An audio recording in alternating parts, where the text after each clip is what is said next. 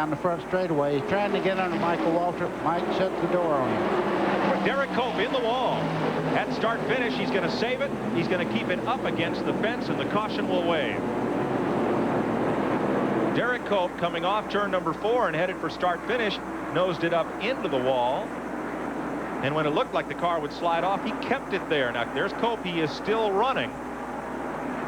We'll have to bring the Bobby Allison-owned straight arrow forward, pit side. Watch the left side of your screen here. Mike, he gets sideways coming out of turn 4 and just slaps the wall hard there. And he's really not keeping it against the wall. I imagine the front end's messed up pretty bad there, and it's turning itself into the wall. You see him come away and back into it again. Gary Bradbury, the rookie, dove to the left, crinkled up another car. You'll see his number 31, and see if in this replay you see Earnhardt going all the way to the grass to get away. There's Cope. So the first caution is out, and Cope has already been on pit road for repairs. They pit on both sides of the racetrack here at Rockingham, and we'll be right back. They said, no, they work very closely with Richard Childress. If he can pass you, he'll pass you and do it, but we can't just let him by. But he did beat Ward Burton out of the pits down here. That's fair for all. A couple of tires rolling out from pit road. The one at the top of your screen came from Terry Labonte's pit. And I'm not sure where this one was from. Let's show you what happened to Hut Strickland here, the green car. Okay, you see Hut on the outside there going into turn 1. Michael Waltrip gets into the left rear corner just a little bit. It don't take much at that part of the racetrack. It looked like Hut came down right across Michael's nose looking for the low lane. Yeah. And that's probably the most common kind of source of accident in Winston Cup racing. Driver thinks he's got somebody else clear. Driver thinks everybody else has got plenty of room, and you just touch, and they are running so close to the edge. That is the consequence, right in the wall. And you see the repair on the left side of the Quaker State Ford. Mike, they are showing that the 24 car of Jeff Gordon is in the lead, so that's the 5 points he was needing. Good quick pit stop by Ray Evernham's Rainbow Warriors.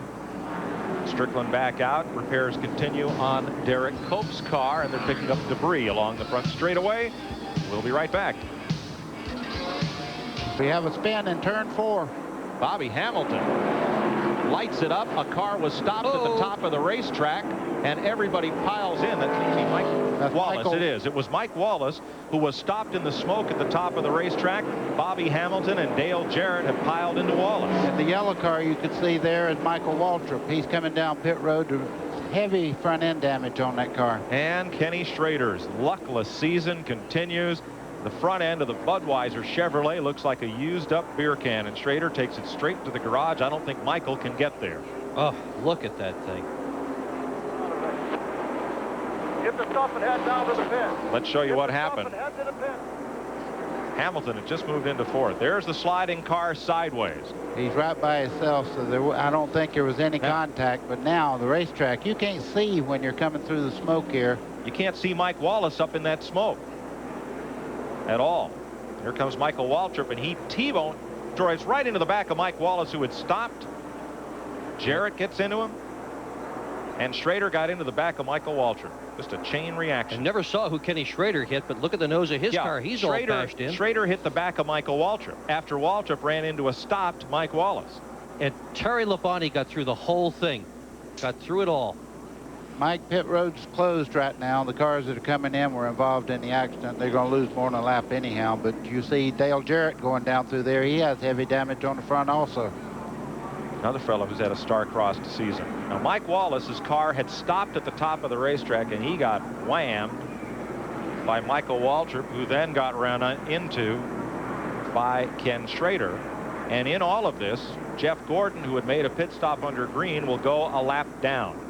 You see Michael Waltrip walking away, taking off the helmet. He is okay, but he got it both ends. Man, that's good to see, because that's a lot of damage. When you hit that hard on the nose like that, a lot of times you'll injure your legs. I'm glad to see him walking away from that one. So Gordon, there is a lap down. Bobby Hamilton staying aboard as they try to make repairs on the STP Pontiac. That was the car that spun and began things. Randy's caught Michael Waltrip. Okay. Randy? Mike, man, can't catch a break, can you? What happened? Oh, Bobby spun out and boiled his tires and, you know, smoked up the whole joint. I got slowed down and went up high and and evidently Mike Wallace was sitting there. I didn't see him, and whoever was following me didn't see me. Just got it from both ends. It's unfortunate, you know, the car was working pretty good. You know, hate it for Pennzoil and Pontiac and all our sponsors. Okay, tough break, Mike. Better luck next week. Report was that the 43 car may have had a tire going down. That may have caused him to spin. Glenn? Well, Randy, you know, I reported that Jeff Gordon said that he had a tire going down.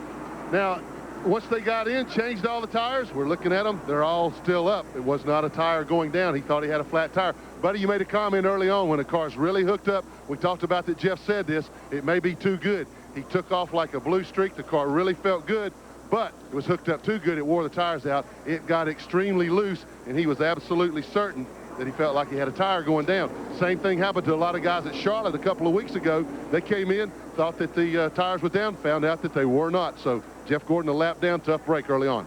Well, it's a tough break, but if he had a tire going down and didn't stop, the results would have been disastrous. 90 laps are complete, and the complexion of this race has just changed dramatically. I think on the next lap, they're ready to go right now. Thanks, Glenn. Let's show you what happened to Bobby Hamilton that forced his unscheduled pit stop. Oh, man. And you could see he had already slowed down. Oh, Gordon taken man, out. He got hit right in the back. Slowing down, trying to make a pit stop, got tagged in the back end. Greg Sachs turned him around. He's going to come on around. He was headed for the pits and got tagged in the back end. He's going back around. The yellow is out. Very quick with the caution. So Gordon is at least one lap down, and the Earnhardt fans love it, but Gordon was coming to pit road, and perhaps Greg Sachs underestimated or overestimated Gordon's speed at that point on the racetrack. Jeff's got something dragging on the right front of that car, I think. It looks like the right front corner may be down just a little bit there. Right front tire is flat. I could see it wobbling as he started in there. Yeah, I don't think Greg Sachs realized that Gordon intended to slow and come into the pits. See the roof flaps go up, around. He was trying to get by him on the right side, and just not enough room. Tagged him in the rear end, sent him around. AutoZone stores across America. AutoZone, the best parts in auto parts. And by RCA, changing entertainment again. Michael Waltrip has just climbed out from a horrendous looking crash at the entrance of pit road. He went over to talk to Shane Hall, the other driver involved. Look at all that's left of the Pennzoil Pontiac at lap 213. Here's what happened.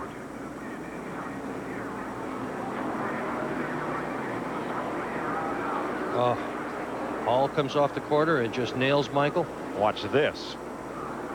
Bam. Thank goodness for those water cans there. I'll tell you, that took a lot of that impact away.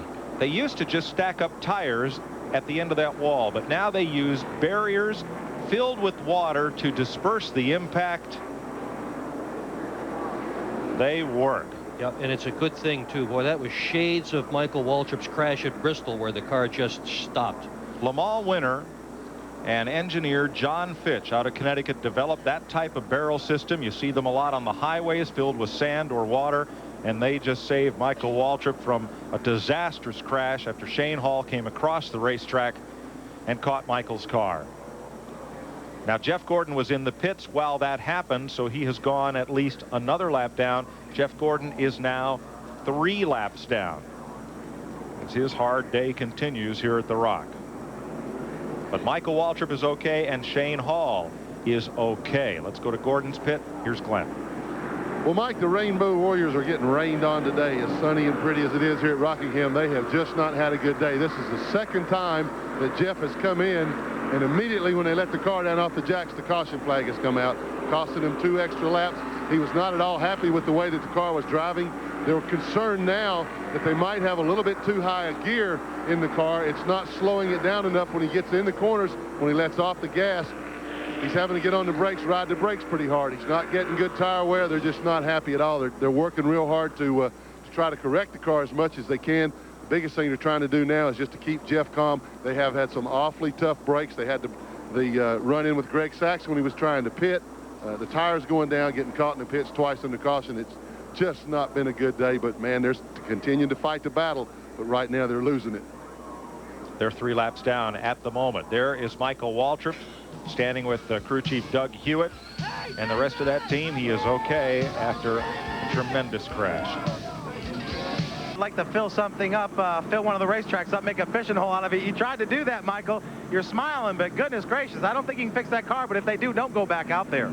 Well, I think Sterling holds the record. I watched him wreck 4 times at Bristol one night, so even if I do get it fixed, I figure surely I won't wreck again. You know, this ain't how we got to be a top 10 car in the points. I think we had 2 wrecks all year long, and now we've had 2 in one day, so that's kind of different. But my mom and dad are thinking about moving to North Carolina, and I hope they do, because I'm gonna need my neck rubbed in the morning, Ma. Come on over. But you know, seriously, just disappointing, man. I couldn't believe it. We had to undo all the power steering from the first wreck, and when I saw him spinning, the thing would go left okay, but it didn't go right very well at all, and I did all I could do. I veered to the right and tried to hurry on past because it was too late to stop, and I didn't make it. And I hit those barrels and got all wet. Okay, tough break. Stay out of that car this time. I'm all wet. He's all wet, but he's all right. The fire truck is there to refill the plastic barrels. You see some of them in the back of that pickup truck that really do a great job of dissipating the energy of a car that would otherwise hit the end of that pit wall. And that's the key, Mike. It wants to be a soft wall rather than a hard wall. This is the way they were done this morning. They were all strapped together with these nylon wraps. They do put a cover on top of each one of the barrels, and it takes a while for the water to go squirting out, and that is what slows things down enough so the driver doesn't get hurt. In the wall. Is that Andretti? No, it's 31 Gary Bradbury. He was on the lead lap all day, and Buddy can tell us what a terrible spot turn 2 is up there. Well, what happens? You come off there and the car just jumps out towards the wall. Back there in a second. First, Randy, is there a problem with Rick Mast? Winston Cup win. And out of turn 4, Darrell Waltrip gets hard into the wall, and the rest of the field gets by. He made contact perhaps with Jeff Gordon. What a wild finish to a day that Dick Berggren started out saying had been bizarre so far, and it ended on the same note. Wow.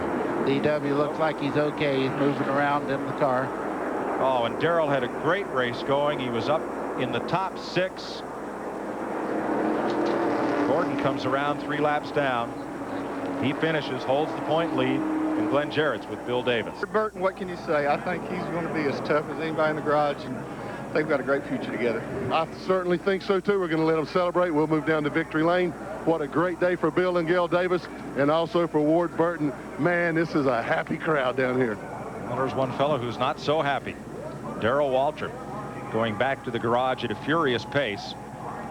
Let's show you what happened to DW. Now, Jeff Gordon had just gotten past Derek Cope and Morgan Shepherd for position, or was trying to move on Shepherd, and gets right into the back of Darrell.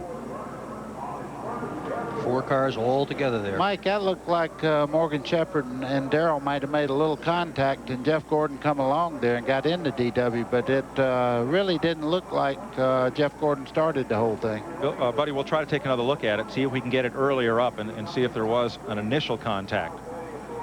But Darrell's car is used up.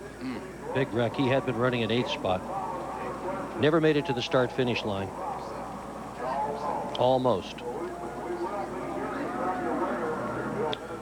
Randy Pemberton's with Dale.